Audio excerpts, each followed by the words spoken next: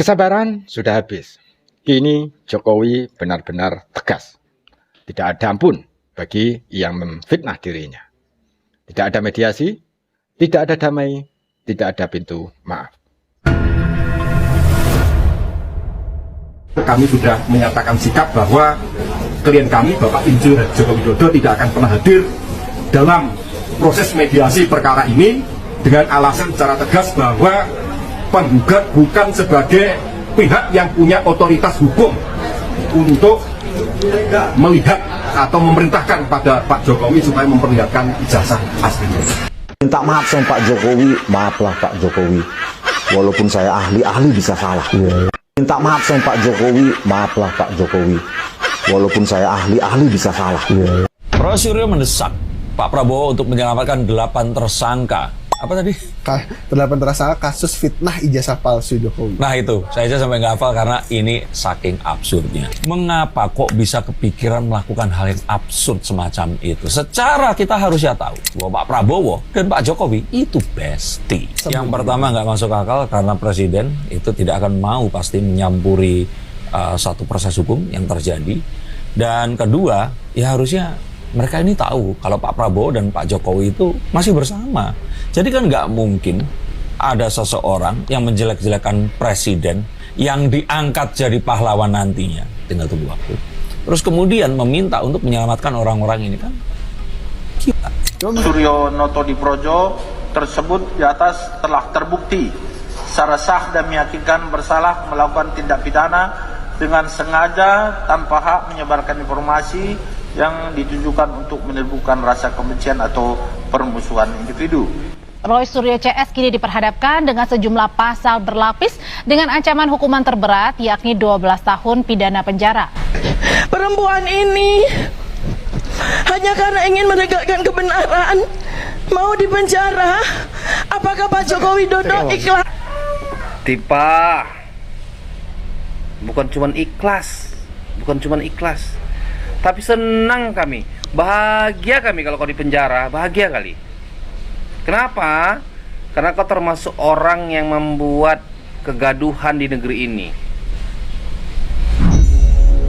12 tahun penjara. Bayangin, bukan 12 jam, bukan 12 hari, tapi 12 tahun hidup di balik jeruji besi gara-gara main-main sama fitnah dan editan digital.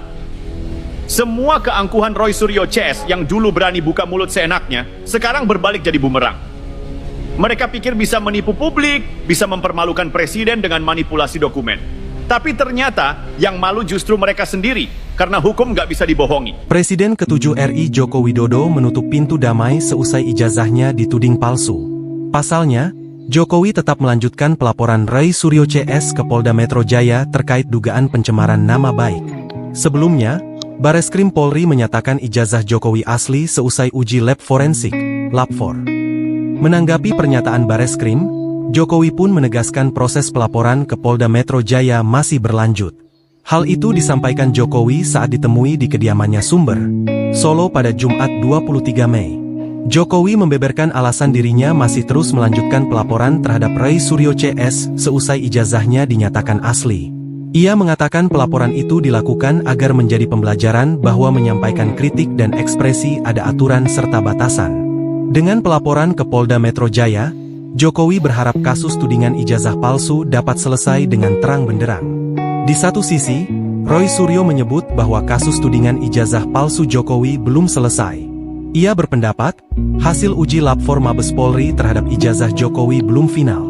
Lantas, Roy Suryo menyebut keaslian ijazah tidak ditentukan melalui uji laboratorium forensik, melainkan melalui keputusan pengadilan. Kalau sampai ijazahnya Bapak Jokowi palsu, saya akan telan panci ini satu pabrik. Netizen, saya orang waras, saya punya keyakinan besar 1 triliun % bahwa ijazah Bapak Jokowi adalah asli. Kalau sampai ijazah Bapak Jokowi palsu, saya berjanji akan nelan panci satu pabrik ke dalam perut saya. Nih pancinya seperti ini. Nih, kalau sampai ijazahnya Bapak Jokowi palsu, saya akan telan panci ini satu pabrik. Teman angkatan November 85. Masuk 80 bukan masuk 82. Masuknya 80. Masuknya 80. Kita angkatan 80. Sudahnya 85. Nah, kebetulan yang punya kamera ini orangnya. Iya. Yang foto-foto ini, gitu kan? Yang wisuda barengan juga ini orangnya. Nah, ini yang bareng-bareng wisuda ada beberapa orang. Saya belakangan. Ya. Kita kloter berikutnya. Kloter berikutnya. Jadi dia itu kalau pakai pakaian rapi gini ya. Suatu saat kita habis praktikum manajemen ya, dia bawa map gitu.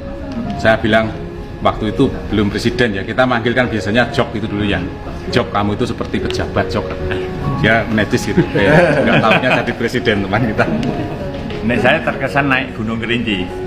Saya itu mau metik Edelweiss, dilarang ya. Ngapain Mas Bambang, nikmati aja. Bawa pulang Mas Bambang nanti jaji sampah. Itu yang saya mau ingat, saya enggak bawa Edelweiss itu. Padahal itu kenangan orang kalau naik gunung langsung punya Bung Edelweiss kenang-kenangan gitu. Pak Jokowi tidak pernah gitu. Nikmati aja alam itu gitu. Dengan kondisi sekarang itu kurang lebih masih sama. Satu yang saya katakan, tidak pernah marah. Tidak pernah marah. Wise dia. Kalaupun kita gojekan, ya sederhana saja gojekannya gitu kan, gurau saja. Kalau misalkan ketersinggungan, nggak pernah marah. Dengan menasihatin kita itu biasa. Itu tadi yang kata Pak Bambang. Beliau itu memang pemersatu. Ya. Kita ini dari berapa kubu gitu kan? Ya maklum lah, dari mahasiswa kan ada HMI, ada apa. Tapi bisa disatukan gitu. Ya, kita sampai sekarang. Beliau lah yang ibaratnya walaupun beliau bukan pengurus, bukan apa, tapi beliau bisa merangkul kita semua gitu. Kita itu sama-sama kuliah, kita ke hutan sama-sama, praktikum sama-sama, wisuda bersama. Iya. Ijazah aslinya itu seperti ini, sama kita, sama semua gitu. Iya. Ijazah kita itu ya begini. Bukan beda tulisannya. Dekannya siapa, rektornya siapa itu sama. Kalau cuma soal tulisan itu kan selera. Mau nyeni atau nggak nyeni itu kan, yang penting itu tanda kelulusannya itu sah. Gitu. Sekali. Dan yang katanya ahli digital forensik lah, ahli telematika lah, ternyata mereka tidak bisa membedakan juga bahwa apa objek yang sedang diteliti. Itu dulu kan, bagaimana meneliti sebuah objek, katakanlah ijazah. Kalau ijazah dimaksud, tidak ada pembandingnya langsung. Ini asli, ini palsu. Ini yang dikeluarkan Gajah Mada. Terus mereka punya, ini ada. Ini yang dikeluarkan Gajah Mada juga. Tapi yang satu ini dari katakanlah satu alumni, satu angkatan dengan Pak Jokowi, atau mereka dapat dari Gajah Mada, dari kampus. Lalu kemudian Pak Jokowi mereka punya juga. Mereka bandingkan itu.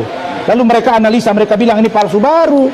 Ini yang mereka ambil itu adalah postingan dari seseorang kader PSI. Itulah yang mereka uji.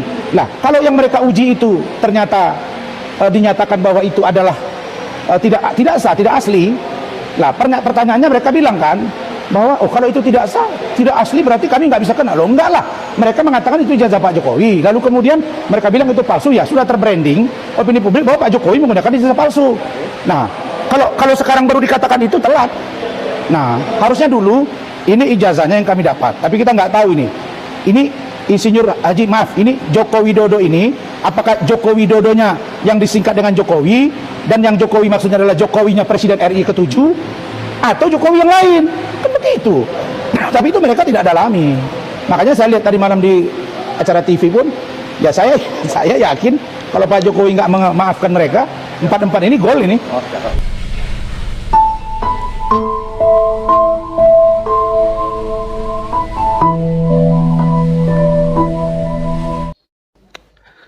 Oke teman-teman, kita ngobrol santai sebentar ya. Tarik nafas dulu ya.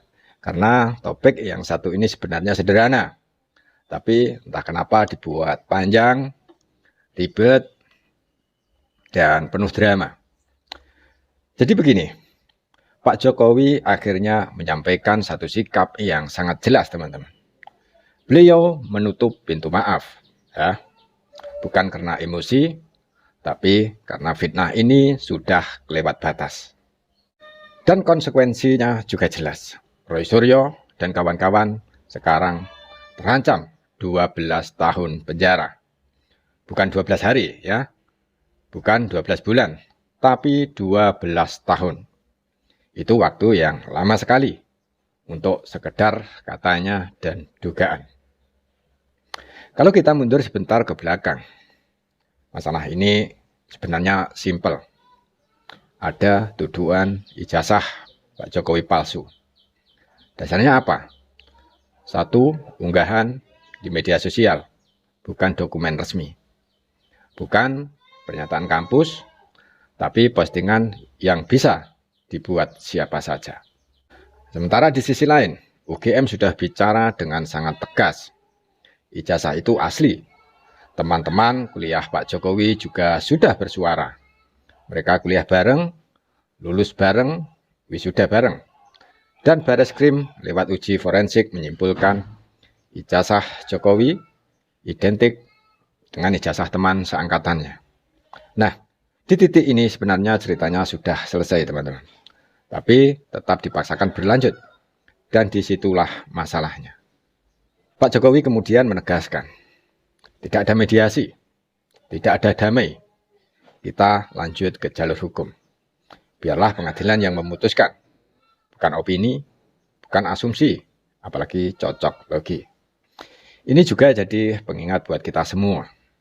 Dalam negara hukum, yang menuduh wajib membuktikan, bukan malah membalik logika dan memaksa yang dituduh untuk terus membela diri tanpa ujung. Yang tersisa sekarang bukan lagi perdebatan, melainkan proses hukum. Karena dalam negara hukum, opini tidak mengalahkan fakta. Dan tuduhan tanpa bukti tidak bisa dibiarkan. Sikap Pak Jokowi yang memilih melanjutkan ke pengadilan, ini bukan soal dendam, tetapi soal pembelajaran bahwa kebebasan berpendapat ada batasnya. Dan fitnah selalu memiliki konsekuensi. Jadi mari kita hormati proses hukum yang berjalan, tidak terpancing emosi, dan tidak ikut menyebarkan tuduhan yang belum tentu benar. Pada akhirnya bukan siapa yang paling keras yang menang, tetapi siapa yang berdiri di atas bukti dan kebenaran.